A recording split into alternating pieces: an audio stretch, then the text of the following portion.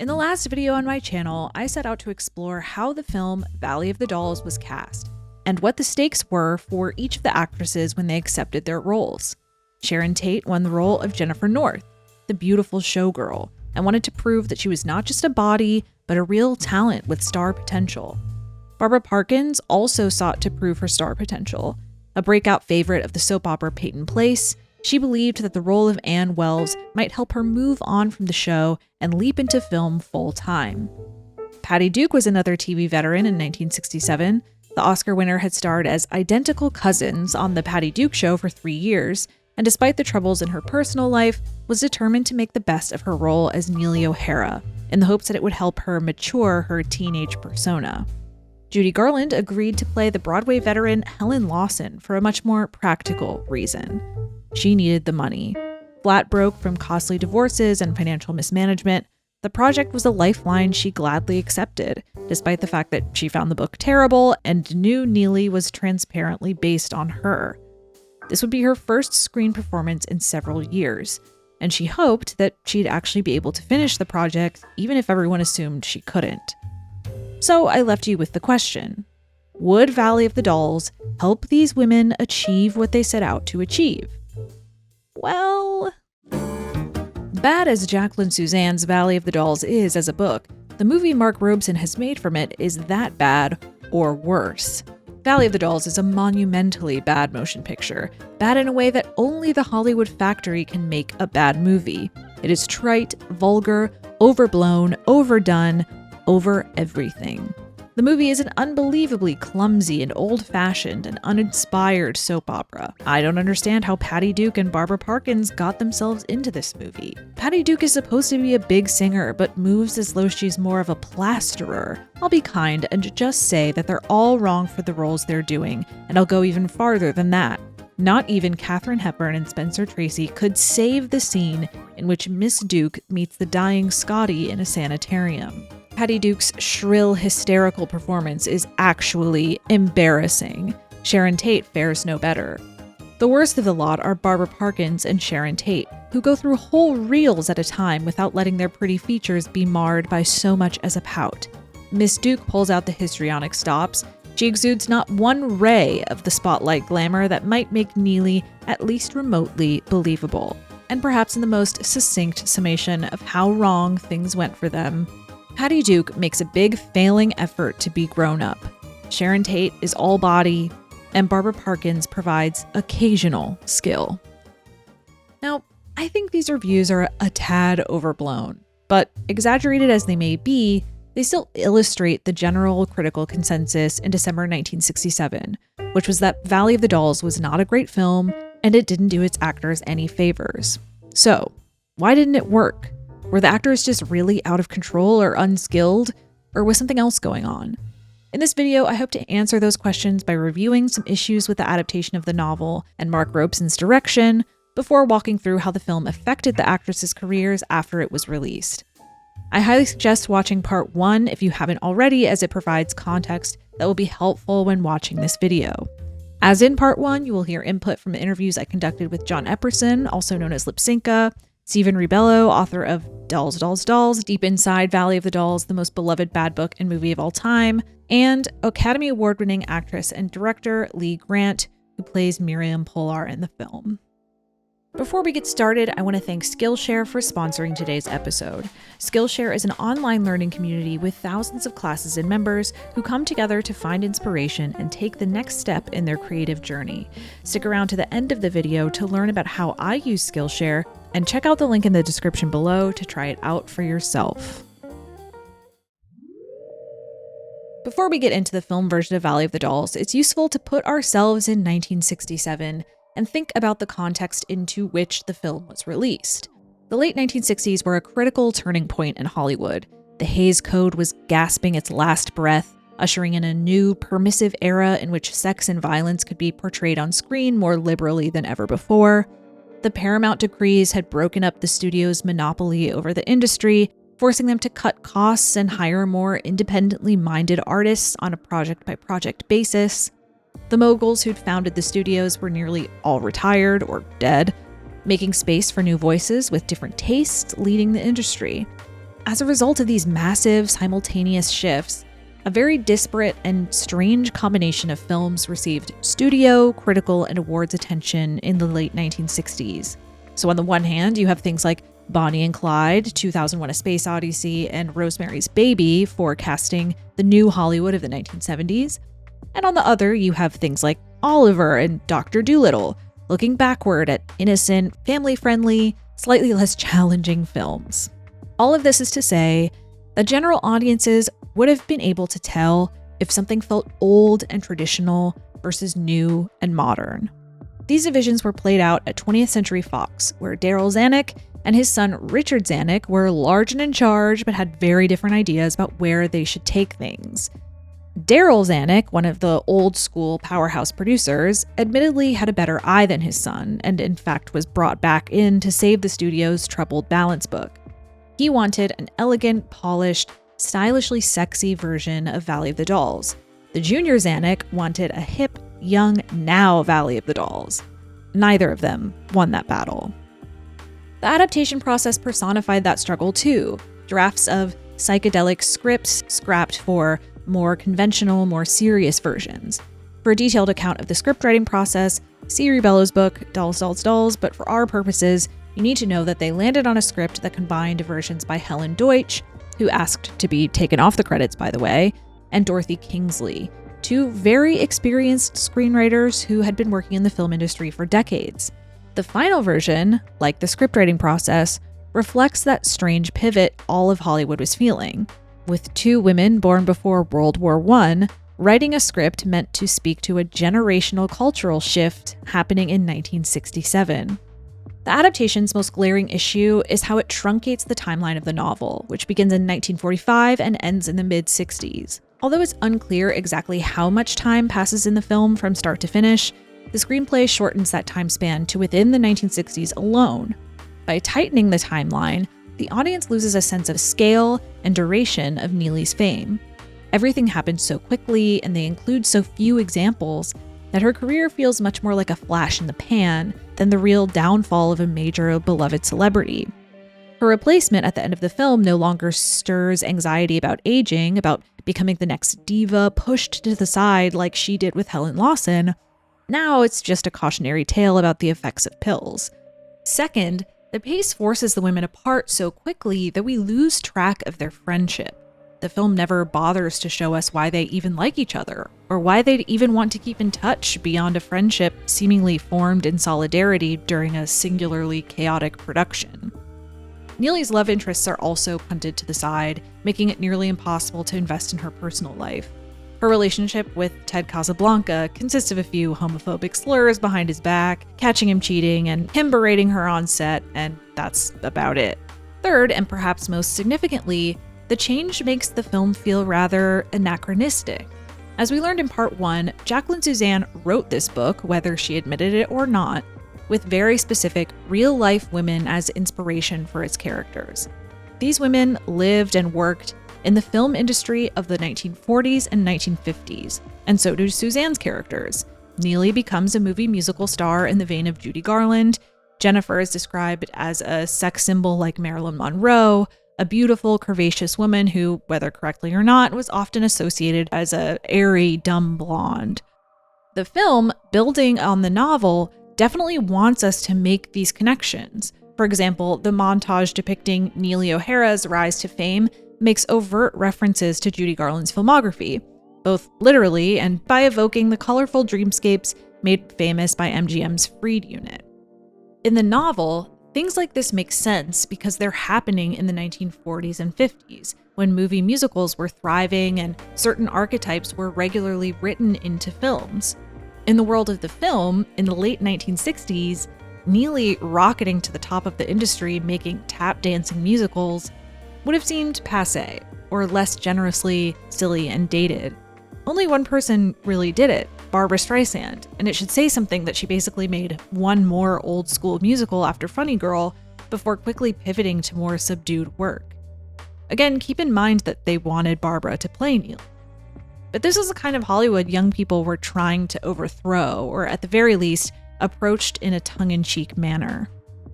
The one musical they actually do depict also deserves a chuckle or two, frankly. I challenge anyone to explain what this show is about and why Susan Hayward is singing "I'll Plant My Own Tree" in the middle of rotating psychedelic shapes. Not that everything needs to be explained or entirely sensical, but the accumulation of the inexplicable in Valley of the Dolls does become laughable at a certain point. Anne's perfume ad would have read similarly, "It's an out-of-time glamour that evokes 1957's funny face more than it does the contemporary coolness of the modeling world in, say, Blow Up." Although to give credit where it's due, the film is generally shot very beautifully. The cinematographer William Daniels was Greta Garbo's cinematographer, and he makes these women look fantastic. So Barbara Parkins looks gorgeous. And that's that shot of her when she's going back to Lawrenceville and she's on the train and her hair is up and her Kenneth hairdo and she's wearing a brown mink coat, or maybe it's black. So glamorous, so gorgeous, I can't stand it. But mostly what the audience is left with is a series of highly dramatic, blunt dialogue running through loudly expressed events back to back to back without much emotional underpinning. It's what Ken File describes as sleazy realism, a blithe use of obscenities, frank discussion of sexuality, and garish tastes grafted onto the most famous women in show business and told in the style of a celebrity scandal rag. While not as severe as Mommy Dearest in terms of its relentlessness, it's understandable why the film unintentionally slid into camp so easily.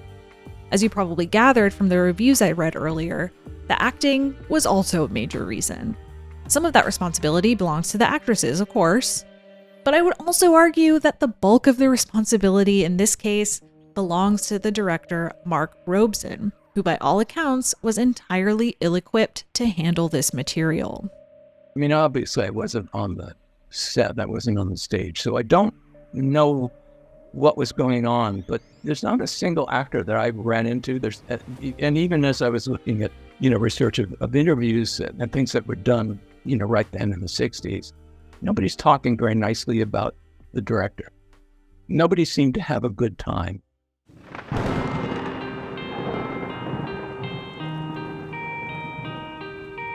Mark Robson began his career as an editor, assisting Robert Wise on Citizen Kane. He then graduated to solo editing RKO's horror features, which impressed producer Val Lewton so much that he promoted Robson again to director. He gradually worked his way up and up to more prestigious films, including Home of the Brave, Bridges of Toko-Ri, The Harder They Fall, and of course Peyton Place, for which he was nominated for the Best Director Oscar. In the 1960s, his career had slowed, and he accepted Valley of the Dolls as a kind of interim project that he hoped would keep him relevant with younger audiences. Robson's roots as an editor seemingly never left him, though, and led him to bizarre tactics that threw off many of his actors on set. For example, he would pull out a literal stopwatch to time each scene as he was filming, and make actors do another take if it didn't meet the length he wanted, as if he were editing the film while he was directing it. He focused so much on these technical aspects of filmmaking that the emotional, descriptive elements of the job fell to the wayside. Rather than helping his actresses explore their characters' internal lives, he pushed them to give the easiest, most obvious performances possible. Barbara Parkins told the Windy City Times in 2006, "None of us found it over the top at the time, but the way the director directed it probably was over the top. It was all filmed on a surface level, and that's why I think, as the years went along, the scenes became fun and comical to watch, as opposed to saying, 'My God, these girls are losing it.'" The most obvious way to show how Robson affected performances is to compare their screen tests, which were conducted without his input, to the final film. Duke's, for example, shows a level of restraint that all but disappears in the final product. I think one can see Patty Duke's serious intentions in that. I keep talking about intentions, but I think her intentions were honorable, and she goes for it. I don't think she's excessive. I don't think she brays as much as she does in the movie. I think there's more modulation.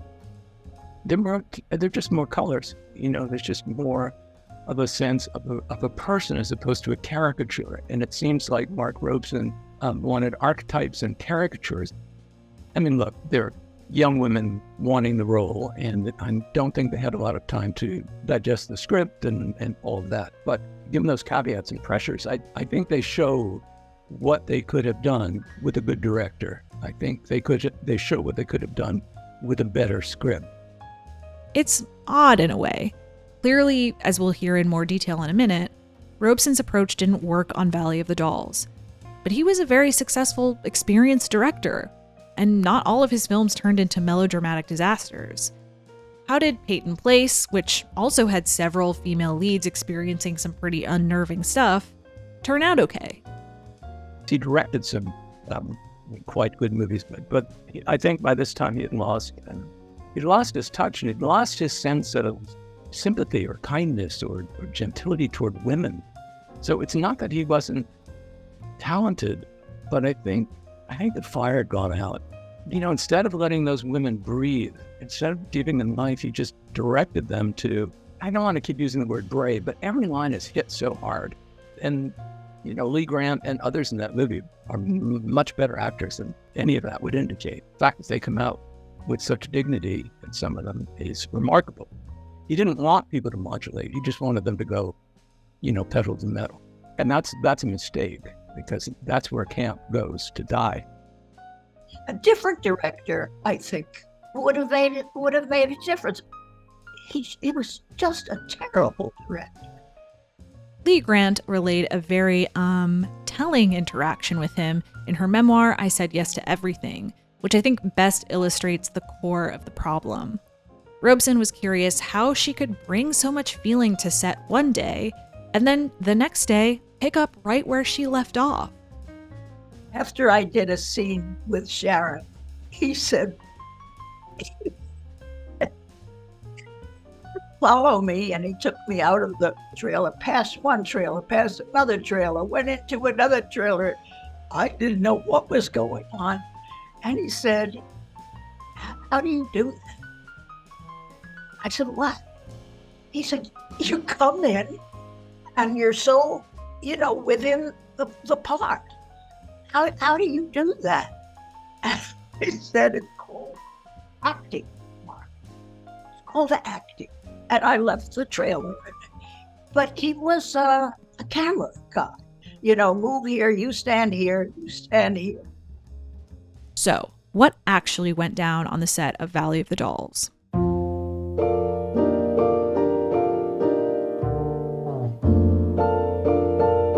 Sharon Tate had perhaps the most trouble with Mark Robson.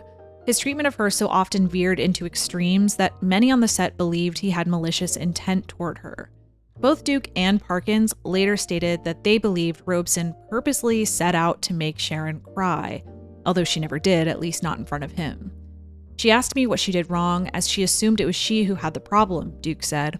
I told her nothing was wrong with her, but that the man doesn't have a clue as to what he's doing. I told her he just wanted to make a pretty girl look stupid. So, for example, he reworked this scene in order to have Tate descend the stairs to show off her massive headdress. He then forced her to shoot the scene over and over and over again, but never offered any new direction and never expressed any concern for how heavy the costume was as he sent her up and down the stairs. Robson also tormented her with his stopwatch. Duke later recalled how meticulous he could be. Not only did he want it played in exactly 1 minute and 18 seconds, but he instructed her to enter on her right foot and say hi, to move onto her left foot and say Neely, unbutton her top button for did, the next one for you, and so on for, hi Neely, did you have a nice day? It was truly demeaning. Robson's obvious vendetta against Tate also exposed his unwillingness or inability to use her strengths to better the film. I've read countless interviews with people who were on this set or who knew Sharon Tate, and every single one of them says the exact same thing. Sharon Tate was the nicest person they'd ever met, a slightly nervous, eager-to-please woman who drew everyone in with her warmth. Let's think about Sharon Tate for a minute and the role that she was playing. Mark Robson's idea about that character of Jennifer, a showgirl, a tramp, not very bright, and then Sharon comes along with this intense likability, this vulnerability that she's not overplaying it, just is. This kindness, this niceness, there's something angelic that comes from her. Instead of recognizing, what those extra layers could bring to that character, he's yelling at the makeup man and Sharon he wanted her to look cheap. He wanted the over makeup, more mascara and more cleavage and all of that, and she wouldn't have it. It seems that's the way she saw the movie, just the trashy stuff. Sharon Tate may have been known for her beauty, but she wasn't characterized as trashy or cheap. Rather, Tate belonged in that very specific late 1960s category of a fashionable new generation of film stars who look, dress, and behave more like models than actresses. Cool, up-to-the-minute girls like Julie Christie, Samantha Eggar, and Sarah Miles. Girls that the sex symbol description just doesn't seem to fit anymore. It sounds like Robson was still directing the film as if he were directing Raquel Welch, who you may recall from part 1 was the original choice for Jennifer. Welch, who, to be clear, was not trashy or cheap either, was nevertheless associated with lower brow, more overtly sexual material than Tate was, and could have more easily slotted into the more traditional sex symbol role that Robson apparently envisioned. Once again, we see a problem stemming from the Adaptation's decision to concentrate the story in the 1960s.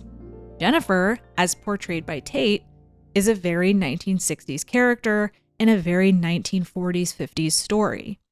Rather than work with Tate as she was, Robson tried to shoehorn her into something she wasn't, an archetype from the previous decade, and she paid the price for it. At the same time, Tate's performance has its fans. Lee Grant, who had most of her scenes with Sharon, counts herself among them. And I was I don't have the word for it, to spend that time with Sharon. I found her very mysterious, very committed to her other life, which I thought she brought on screen very beautifully. She had an inward sense and a secret. She had like a secret that she was keeping and playing in that part.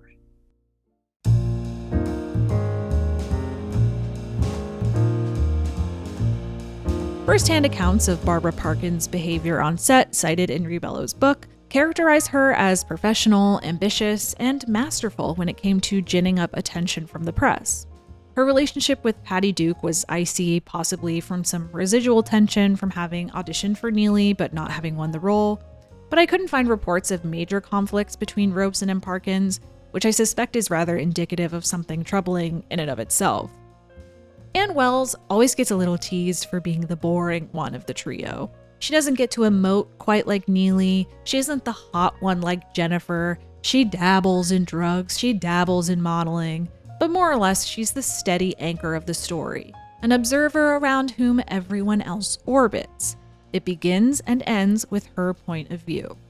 If Robson were inclined to push his actors towards cartoonish extremes, the question becomes, what archetype would Anne embody?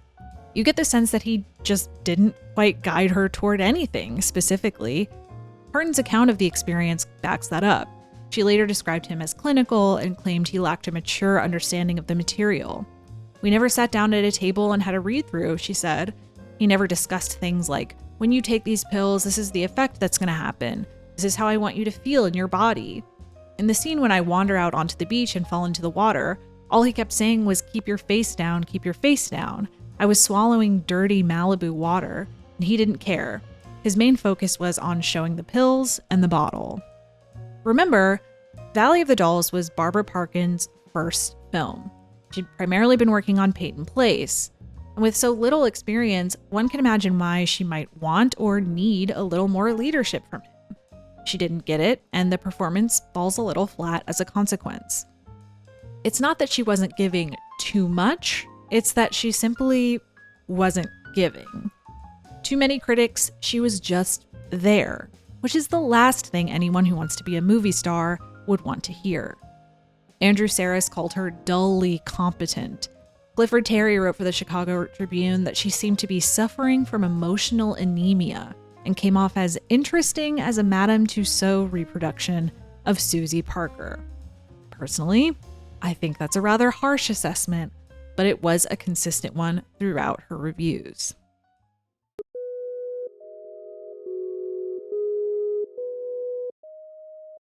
Now, there's been a major elephant in the room up until now, which is that Judy Garland was originally cast as Helen Lawson, and yet she doesn't appear in the final film.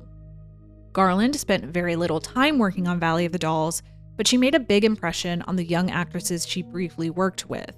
Patty Duke had the perfect vantage point to observe Garland during her short time on set. Garland's dressing room was right across from hers, so she gives the most detailed public account of everything that happened. What makes Duke's recollections so fascinating and heartbreaking to think about is the degree to which she must have been able to empathize with Garland. In part 1, I chronicle Patty Duke's short career prior to Valley of the Dolls. And you might have noticed how similar her story was to Judy Garland's. Although Duke wasn't under contract to a major studio in the way Garland was, she was nevertheless also trapped in an oppressive employment situation with the Rosses, her managers. She was a breadwinner by age 10. There were pills, body shaming, sexual abuse, substance abuse, stolen wages, and mental health issues. And even though Garland was never officially diagnosed, both her biographer and Patty, who spent decades as a mental health advocate, strongly suspected that she also suffered from bipolar disorder.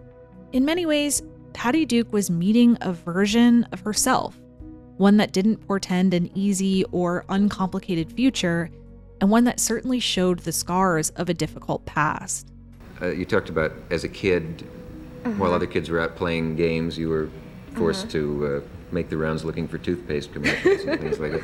And it was quite touching. So I think there are very few child actors who really come out of the whole thing very well adjusted. Yeah, when you think what Judy Garland went through and the way they...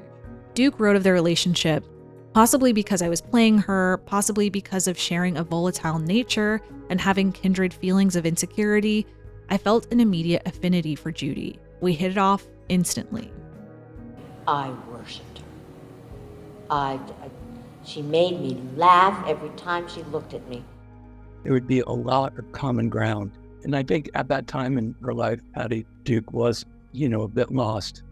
The way Marilyn Monroe was. Marilyn Monroe kept following Judy around at parties. And I think both of those younger women would feel kinship because they would feel that this is someone who knows what it's like to be a woman in the business, someone who knows what it's like to have hit this magnitude of fame and still feel empty and scared. One wishes that they could have gotten more out of their time together, that mentorship could have been possible. But unfortunately, things unraveled quickly, and the two never got to film together.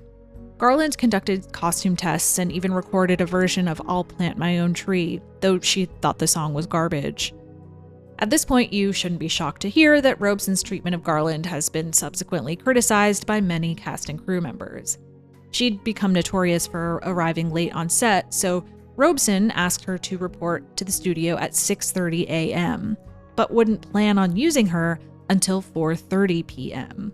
When she actually arrived on time, she'd spend the whole day waiting, which is probably the last thing you want to do to someone who is plagued with overwhelming anxiety about her return to the screen and who is dealing with severe substance abuse issues. So by the time she'd actually get to set in the afternoon, she wouldn't be in very good shape anymore. Robson never visited her dressing room to debrief her on the day's work, which was customary for welcoming established actresses such as Garland, and instead he sent assistants to fetch her and do his bidding. The director, who was the meanest son of a bitch I ever met in my life, instead of trying to talk to Judy, the director decided that, some guy from some delicatessen on 33rd Street should talk to her.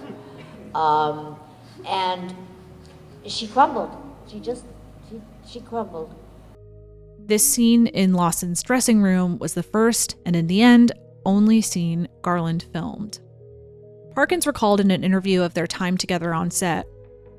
I went in and I was nervous, but that I could see that she was kind of nervous herself, and she would come up and she would give me and it's funny little hugs and then more hugs and then at the end of the day she grabbed my arm and we're going to do this, we're going to make this great, this great film. And I said, well, you're going to make it great because your singing is absolutely going to make it explode off the screen. And then 3 days later, we waited for her and she had locked herself into her dressing room. In another interview, she added, "She was also an emotional roller coaster, and I saw her go through many different types of emotions, angry, happy, sad. But that's who I truly enjoyed working with the most, even though it lasted 2 days." Not everyone was so charmed. According to Bob Freund, a journalist who actually witnessed Garland's days on set, she had trouble from the beginning. She was a bundle of nerves. The simple scene was rehearsed and rehearsed. She forgot lines, she forgot actions, and even occasionally reversed the order of dialogue. Obviously, this frustrated everyone, and it only got worse from there. Garland's irritation grew too, as Robson continually refused to listen to her ideas about her character, and instead pushed her into a caricature of a bitchy diva. By day 3, Garland had locked herself in her dressing room. When she did appear, she slurred her words, and her tardiness became an issue again. Rebello writes, memos flew back and forth among Robson, the producer David Weisbart, and the Xanax about how 10 days with Garland had only yielded a minute and a half of marginally usable footage. The production couldn't afford that pace. And on April 27th, Richard Zanuck informed Garland that she was fired. The studio communicated this to the press in a diplomatic, aka vague and untrue, manner. Judy had withdrawn for personal reasons.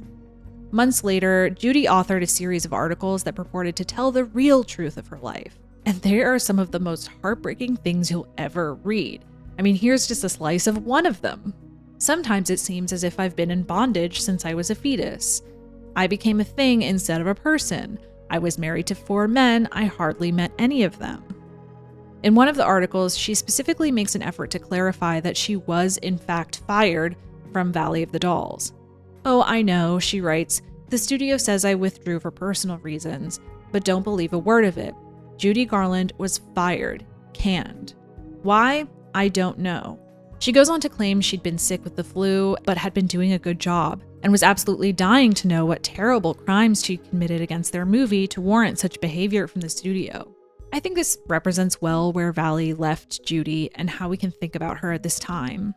She was being honest here, but only to an extent. Only to the extent she could be. What is clear from these articles is how overwhelmingly fed up she was at this point in her life. Just worn down, wise to the ways she'd been taken advantage of, and aching to be heard in any way she could. Judy Garland never made another movie, although she continued to perform concerts right up until her death in June 1969 of a barbiturate overdose at age 47. One rumor to dispel, she did not steal her Valley of the Dolls costumes to wear during her concerts. She was gifted them by the costume designer. Judy's departure inevitably affected the mood on set. Duke described the cynicism it inspired in her memoir. When Judy was fired like that, it was really the end of the movie for all of us.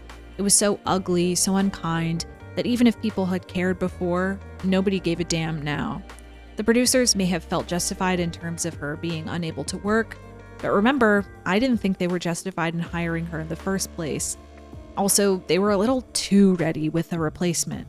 They had gotten their PR mileage out of the situation. The Judy comeback stories had created extraordinary publicity for the film, and now she was expendable.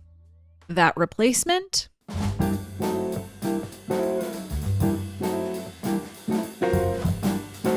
On paper, Susan Hayward was not a bad idea, even if, in my opinion, she's not the most intuitive option. First, she maintained the gravitas and credibility that Garland originally lent the film. One of the most successful actresses of the late 1940s and 50s, she racked up 5 nominations for the Academy Award for Best Actress, winning for her performance as a death row inmate in 1958's I Want to Live. She had already worked with Mark Robson in 1949's My Foolish Heart, which was good news since dealing with him seems to have been half the battle of getting through Valley of the Dolls. She'd also received critical praise for work with comparable themes. Smash Up, the story of a woman, is like a film noir mix of A Star is Born and Days of Wine and Roses, which casts her as a Neely-esque character who rises to great fame but loses it all thanks to her alcoholism. I'll Cry Tomorrow also told the story of a singer who nearly lost her career due to drinking, but this time it was the true story of Broadway star Lillian Roth. She does her own singing in that one, demonstrating musical gifts that one would assume might be useful for Helen Lawson. And Hayward's persona also just seemed to fit Helen better than Judy's. The majority of her major films presented Susan as a volatile, temperamental, and often fiery woman, a girl of great ambition and dominance. She was always going through something harrowing and coming out the other end hardened and wiser for it. Helen had to be a survivor, a barracuda, if you will. And it feels dark pointing it out, but Hayward also looked healthy, where Garland's fragile frame and shaky nerves might have undermined the hardiness of the character. Even Jacqueline Suzanne recognized that. I didn't see her physically with the strength of Helen Lawson, but Judy can do anything, as you know. Hayward had a somewhat grisly reputation with her colleagues, but she did one of the classiest things possible when the production team at 20th Century Fox interrupted her blissful retirement in Florida with an offer to play the role of Helen Lawson. She would accept the role only if Judy Garland were also paid in full what she would have earned as Helen. They agreed, and Susan Hayward made her way to Los Angeles to film. Hayward seemed to fare better than the other actresses with Robson, likely because of their prior relationship, and because she was so comfortable leaning into theatricality. She was never a subtle actress, and that quality helped her work with Robson, but it also made her line delivery deliciously, and unintentionally, campy. She really does hit every single line with a hammer. That girl has a run-of-the-play contract. I know all about run-of-the-play contract. Perhaps the scene where Hayward might have needed a tad more direction was this scene, with the puzzling musical number that is I'll Plant My Own Tree. Now, this scene was clearly designed to showcase Judy Garland's vocal gifts. This is something she did in many of her films, simply stand on a stage and make some magic with her voice. She really didn't need anything else. Hayward probably did. Now, she gets a lot of loving flack for this scene for two major reasons. First, she is not the world's greatest lip syncer. The fact that she needed a ghost syncer at all strikes many Susan Hayward fans as odd, given her performance in I'll Cry Tomorrow. Her rendition of Sing You Sinners has such a brassy, jazzy quality that would have matched Lawson's personality much better than the softer, lovelier voice they selected. But the decision to have her lip sync was made largely out of necessity. Hayward was a good singer, but she wasn't a regular performer, and they didn't have time for her to retrain her voice and record the song. It's a shame, but while it might have helped the sound of the song a bit, I'm not sure it would have fixed her lip syncing problem because, to be honest, she wasn't necessarily great at lip syncing to her own voice either. The second reason people love to poke fun at this scene is its choreography, or lack thereof. Susan Hayward's mobility was impaired thanks to injuries sustained when a car hit her as a child, so intricate choreography was never going to be an option. But one thing Sing You Sinners does really well is choreograph around her to compensate for and distract from the fact that her toolkit consisted mainly of very stiff wrists and waving arms. I'll Plant My Own Tree really strands Hayward up there. Yes, we have the Rainbow Alexander Calder knockoff, I guess, but if they, added some chorus boys to carry her around or something, it might have been A, more believable as a Broadway show, and B, made her performance look more natural and fluid. But again, time constraints prevented any major changes from occurring. We can't talk about Susan Hayward in Valley of the Dolls without talking about this scene, in which she and Patty Duke lightly wrestle before Duke triumphantly and cruelly rips off her wig and exposes her stark white hair. Hayward insisted that she bleach her real hair rather than wear a wig, which was supposed to make her look very old and vulnerable, but frankly, with 2023 goggles, I think she looks rad as hell. There was originally a longer, choreographed tussle, but Robson, ever attentive to his stopwatch, asked them to shorten it on the spot. Patty Duke, the woman who did this 8 times a week, was trained to really go for it. She was very strong, and Susan didn't anticipate it. Fell, hit her head, and was immediately rushed to see a medic. Obviously, Duke didn't do this on purpose, but that didn't stop Robson from telling everyone she did. Duke felt awful for the misunderstanding and livid that he'd spread such a blatantly untrue rumor. But by that point, she'd basically given up on the production altogether.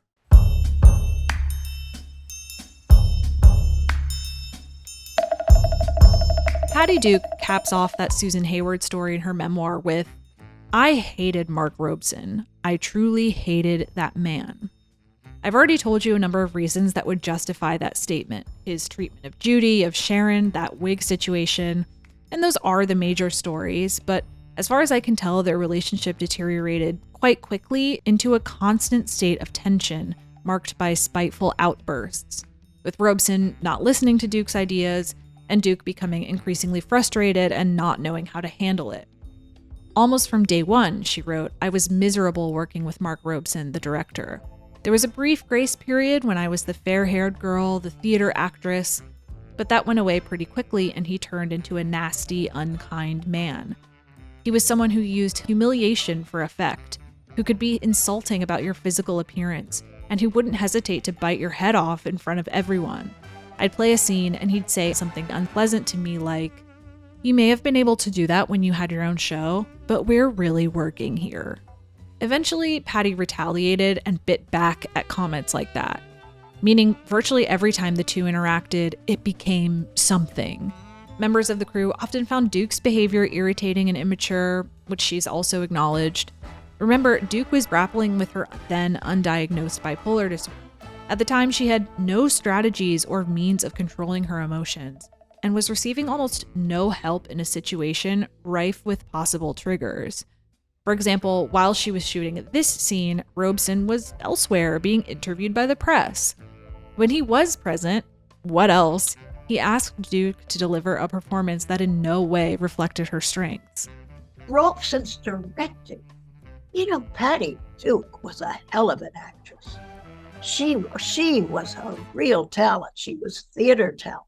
And his direction of her was so hysterical and drunk. Patty, sensing that he did not respect her abilities, really went for it and gave everything she had, which ultimately ended up being a little too much. It probably would have ended up being too much for anyone, but the specific context of Patty Duke's career only heightened the issue. In part 1, I talked about how audiences had no context for seeing Duke as an adult. Just 20 years old, she'd spent her entire career prior to Valley of the Dolls playing children or teenagers. She had zero experience with adult material on screen, and off-screen struggled to transition into living like an adult, having grown up in an isolated environment in which she had little to no independence.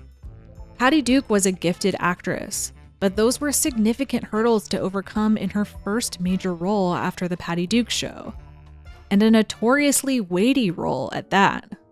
Her physicality also contributed to the perception of Duke as a child star. Barely 5 feet tall, with a narrow frame and a high-pitched voice, Patty Duke always read much younger than she actually was.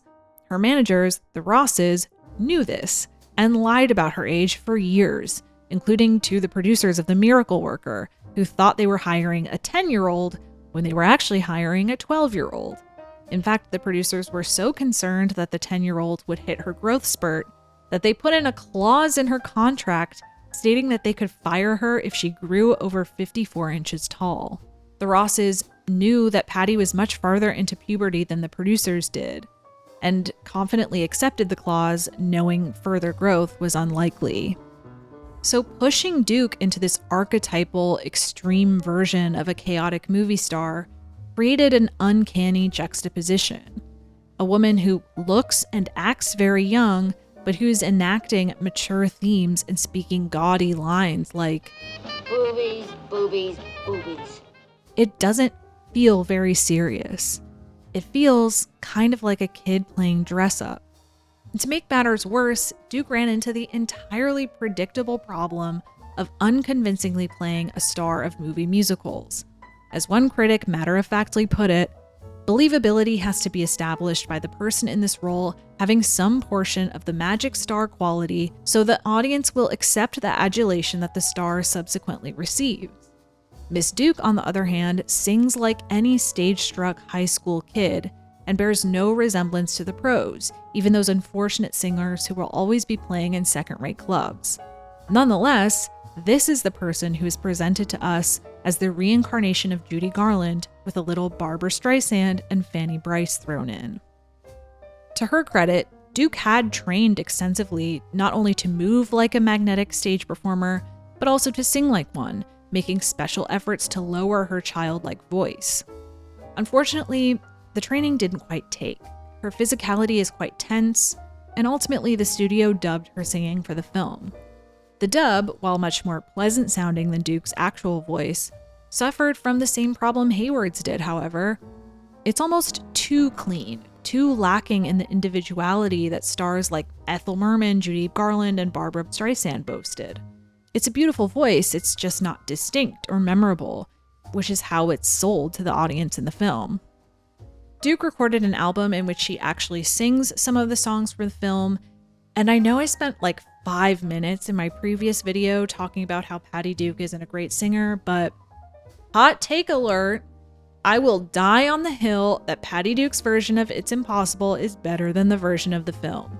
Someone on YouTube kindly synced Patty's actual voice with the film, I'll link it below, and though it admittedly isn't a pristine vocal performance, it has an energy and an attitude that really enlivens the song, although I think the different arrangement also helps.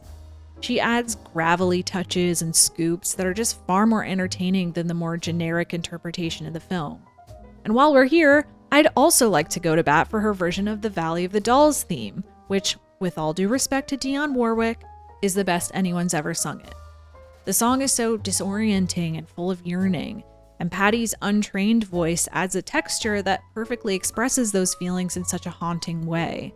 Her phrasing is so short and unstable, which reinforces the desperation in the lyrics, and she hits the chorus like a blowhorn, which maybe isn't the most audibly gorgeous of analogies, but it feels like a tormented release, the musical equivalent of screaming to the heavens in an alley. Anyway, during filming, Patty wasn't aware that her performance was so over the top. Barbara Parkins, who shared and watched many of Patty's scenes, has also said that she didn't think the performance seemed too big on set in the moment either. Duke certainly didn't suspect that she would receive the reviews she received. When it rains, it pours, and shortly before the release of Valley of the Dolls, Duke had to have surgery for an ectopic pregnancy. She was still recovering when she attended the film's premiere. The film started out nicely enough, but then it got to the meat of things, and the pain from my surgery got worse and worse, and I thought I would die. It was awful. Everything was awful. It was just the pits. I started thinking to myself, what am I gonna do? Should I get sick and leave? I chickened out and waited until the end of the movie, praying, I suppose, that it would get better somewhere along the line. It didn't.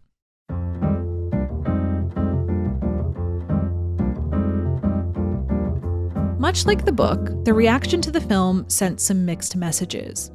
Critics, well, you heard what they had to say. And audiences, well, they didn't necessarily disagree with the critics, they just didn't see the film's flaws as a reason not to see it. Quite the opposite, in fact. I mean, the story at the time the book came out was that every girl in the subway was reading it. Brown and Weisbart, the other producer, wanted every girl who read the book on the subway to come out of the subway and go see the movie, and they did. Audiences came out in droves, howling at the inherent silliness of this ostensibly serious story. I just started laughing.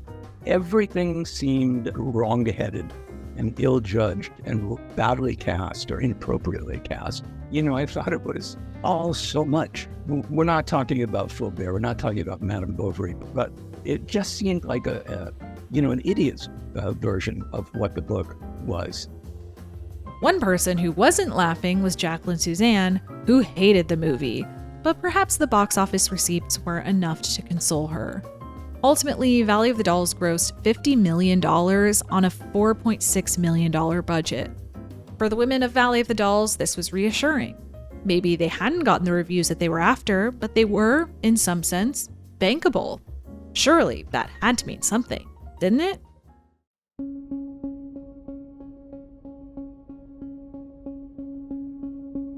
By the summer of 1967, Sharon Tate had filmed 4 feature films. All of them were about to be released within the course of a few months.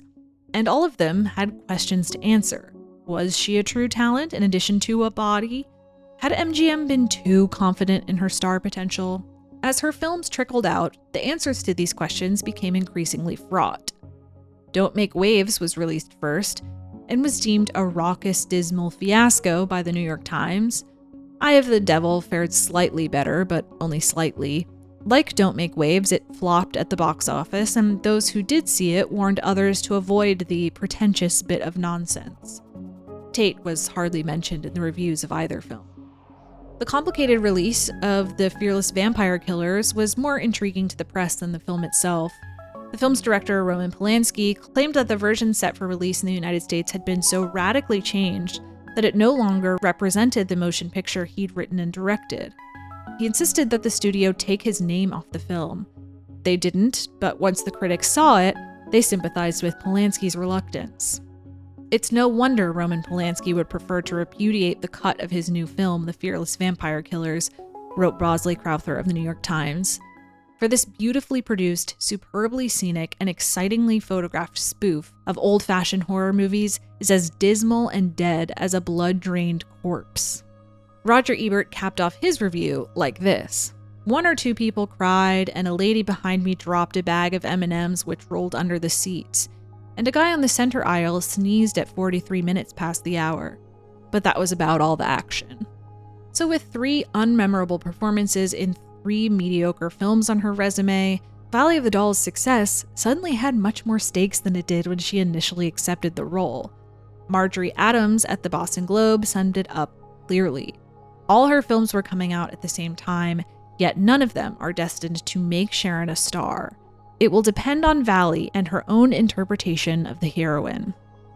Valley of the Dolls didn't exactly serve as evidence of her impending stardom, nor did it necessarily dispel the idea that Sharon Tate's best asset was her looks. But frankly, that didn't dissuade anyone from seeing her potential. It's not that studios were eager to cast her in their important films.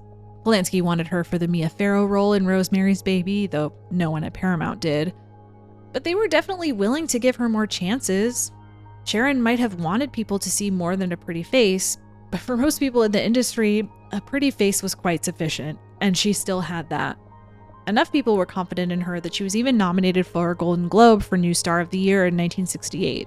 She and Polanski bought out her contract with Marty Ransahoff, which was also a positive step forward in her career, as it would theoretically give her more control over her future. In 1968, she starred in The Wrecking Crew, a spoof of spy films starring Dean Martin. This is the movie Sharon Tate, as played by Margot Robbie, watches herself in Once Upon a Time in Hollywood. That didn't get great reviews either, but Tate finally seemed to hit her stride. In that short documentary made about her in 1966, she says, I can't see myself doing Shakespeare or anything like that. I would love like comedy, but it takes so long. You know, comedy is one of the most difficult types of acting to do. I don't think it's a coincidence that she seems so comfortable here, in a role where she's allowed to have a little more fun and play around instead of scowling or weeping all the time.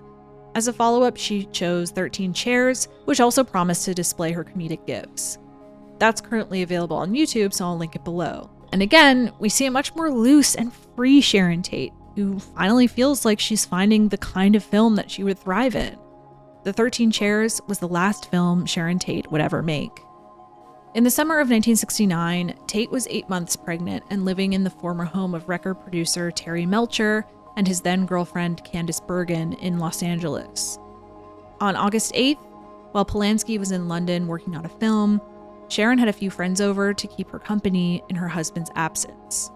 Shortly after midnight, members of the Manson family entered the home and brutally murdered everyone inside. It's unclear the degree to which Manson even knew who Sharon Tate was, much less whether or not he intended to target her and Polanski. it's more likely that he would have targeted anyone in that house as symbolic retribution against Terry Melcher, who Manson blamed for not getting him a record deal. I'm not going to go into the details of the murder in this video, nor will I give any airtime to any of the many conspiracy theories and ugly rumors that persist about that night. If you're interested in learning more about that topic, I suggest listening to the Charles Manson season of Green Longworth's podcast, You Must Remember This, which not only covers the events of that night in excruciating detail, but also judiciously contextualizes the Manson murders in 1960s Hollywood. I'll be honest, it's not easy to listen to. Spending a lot of time with Sharon in the process of researching this video and then hearing about the truly shocking things she went through, it's pretty awful. The murders have played such an outsized role in Sharon Tate's legacy, and in some sense that's inevitable. It wasn't just an isolated, terrible event. The Manson murders changed Hollywood for good. Celebrities became more paranoid and retreated into their own worlds. Free love was replaced by distrust and cynicism. But this can't be the only thing we talk about when we talk about Sharon Tate. I hope this video has shown you some of the reasons why she was interesting and made the case that her potential was there, even if it went unfulfilled. She wasn't just a body, and deserved a lot better than she got in more ways than the big one.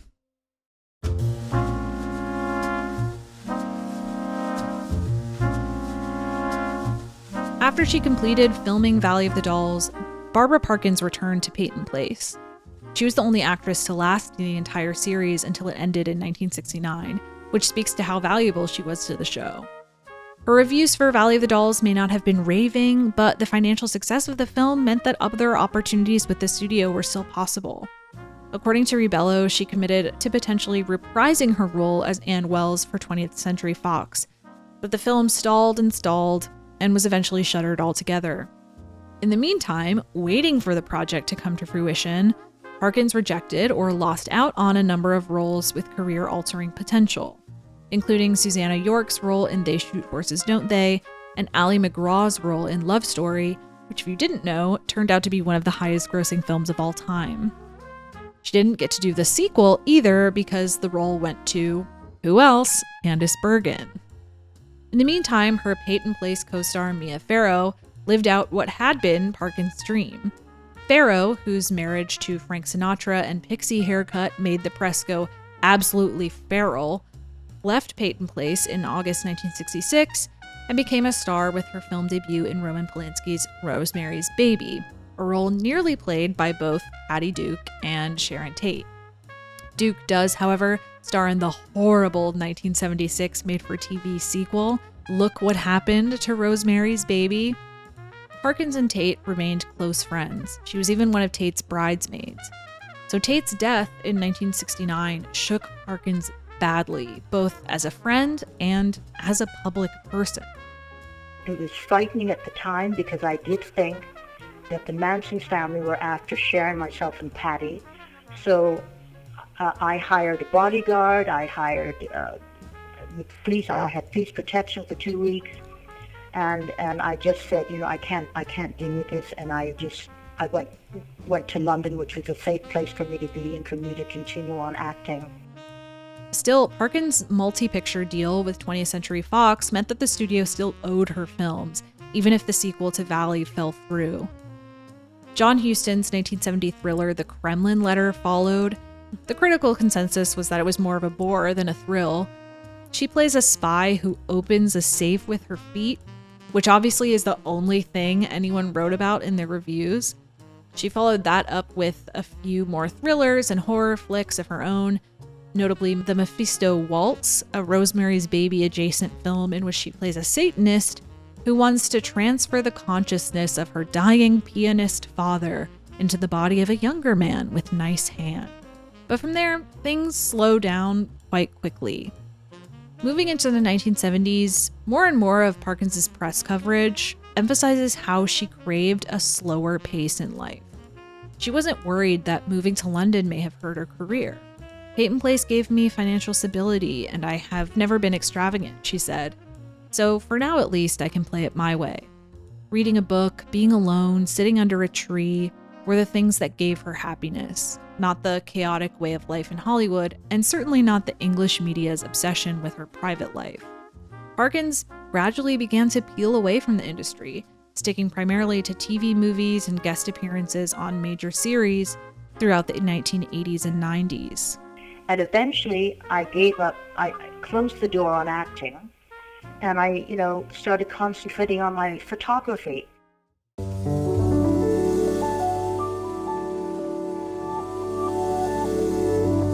In a sense, Patty Duke achieved what she set out to achieve. She changed people's minds about her, just maybe not the way that she had hoped. While Valley of the Dolls didn't erase the goodwill Duke had earned with The Miracle Worker and The Patty Duke Show, it did make it easier to picture her as a sloppy, moody person.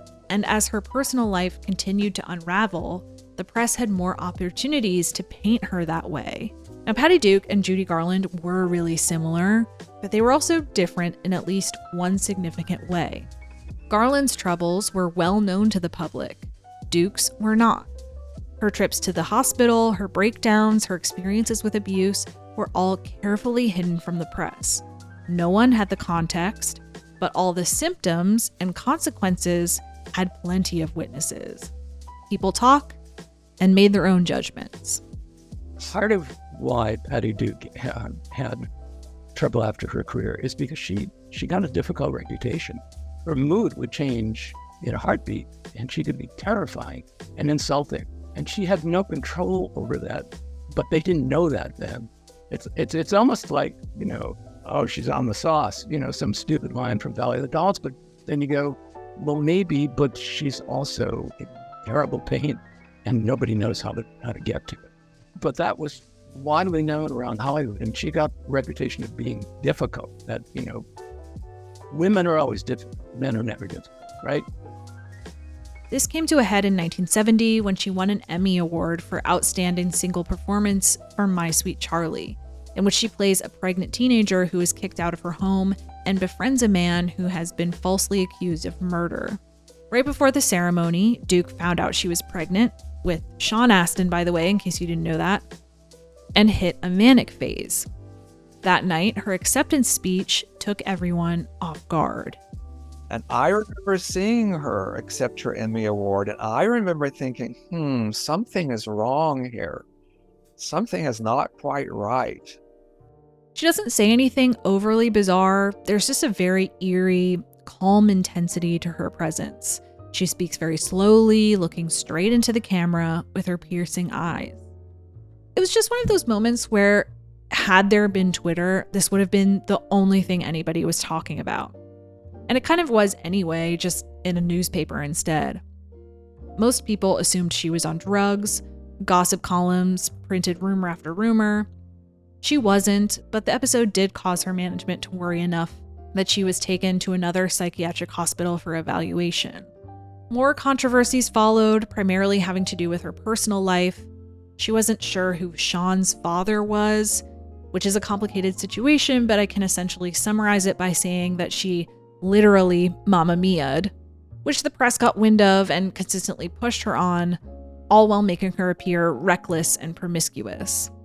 There were divorces, her marriage to John Astin, who you probably know as Gomez Addams, etc., etc., etc. But the roles didn't dry up. In fact, she worked pretty consistently on television, but she never starred in a major or prestigious film ever again. Of course, she continued to work. In those days, it was a really big deal because there was such a thing then called the movie star. Those were people who didn't do TV because TV in those days was, the kind of the poor relation in many ways.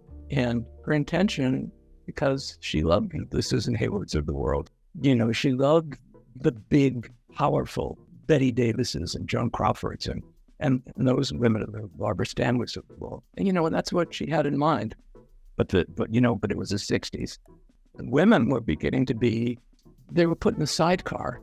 They weren't the ones who were, getting the meaty roles. And the melodrama was dying. What would they have done with Patty Duke? It's an interesting game to think of. I'm trying to think of another film that Patty Duke could have done instead of Valley of the Dolls that would have been a smoother transition for her to see her go from teenager to adult. What if she had played Mrs. Robinson's daughter? What if Patty Duke had played that part? She could have done that. She could have done it. And casting her with Anne Bancroft would have been perfect. You know, better director, classier production, critics' darling film. Oh, now you're making me sad that she didn't do it. In 1982, Duke was finally diagnosed with bipolar disorder, which truly changed her life. She was able to find stability for the first time in a very, very long while. It made work easier. It made her family life easier. She even became the second female president of SAG in 1985, which is really cool to see Shawn carrying on the labor tradition during the strikes. Oh, and the guy she ran against to become president was Ed Nelson, who was in Peyton Place, just had to get one more connection in. From everything I've described in these videos about Patty Duke, I think a person would understand if she harbored resentments or pulled away from the world. But what I find most remarkable about her is that she didn't. She used everything that she experienced and suffered to help other people, tirelessly traveling across the country for years to lecture about bipolar disorder, talking about her experiences as a child, and publicly coming to terms with some of the pretty major mistakes that she made. In 1988, she wrote a memoir called Call Me Anna, which not only told the story of her childhood and the Rosses in a complete way for the first time, but also revealed her disorder publicly, making her one of the first big celebrities to do so. It gave me a purpose. The purpose being to hopefully open people's eyes and hearts to recognize that they can have a balanced life. They don't have to be tortured, and they don't have to torture the rest of their family. There is really help out there. In 1990, she even starred as herself in a made-for-TV dramatized version of the book. When I listen to her interviews from later in life, especially the ones she did with Shawn, I see a woman who'd done a lot of work on herself. And finally, with the right support system, was able to live in a positive and productive way. Even her embrace of Valley of the Dolls could be seen as a consequence of that. Patty Duke spent years embarrassed by it, agreeing with the critical consensus that it was an embarrassing mess. But seeing what the film meant to the gay community helped her reframe it and love it for what it was. She wrote, "What do I really think of the screen version of Valley of the Dolls as a film itself? I think it was unfortunate that the realities of the circumstances that the characters were experiencing weren't explored in the script, instead the film going for the quick buck. Although at first I thought I was being really good and serious in the role, I wasn't. I gave up early on. I gave up on the character and on participating once I saw the way they were headed with handling the production. Still, I think my performance shows a certain vulnerability in the character of Neely, where even when she was doing bad things, you were still rooting for her. That's what the gay community has given back to me. The respect that whatever the hell we did, I did the best I could under the circumstances." She chose to become a voice for those who were ashamed to speak up. I just think that's a beautiful sense of reclaiming one's life. And with that, she reclaimed Valley of the Dolls and her performance and her knowledge that, you know, for gay and queer and lesbian and all kinds of audiences, that that movie and that performance and the plight of people who feel they need drugs, get hooked inadvertently, demands respect, and it demands a conversation that isn't snickering and isn't jokey. And I think it's beautiful that she realized she was in on the joke finally, that they're laughing with me, they're laughing at me, I'm making them cry though. I kind of got them. All of those things. It's kind of wonderful to see her, you know, take all that in and to go, yeah, I did that. And then I did 50 other things. Broadway stage, I won a slew of Emmys. I got lots of nominations. And I love that because it's like, I will not be a victim. I will not allow myself to be seen as a victim.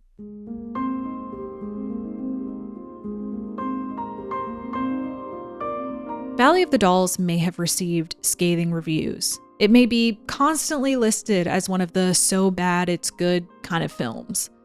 But let's be honest.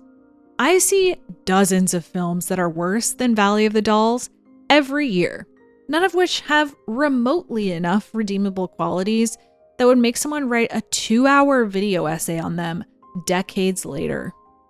It became notorious because it was a mismatch in expectation and delivery, but it was a very stylish one, enacted by very compelling figures.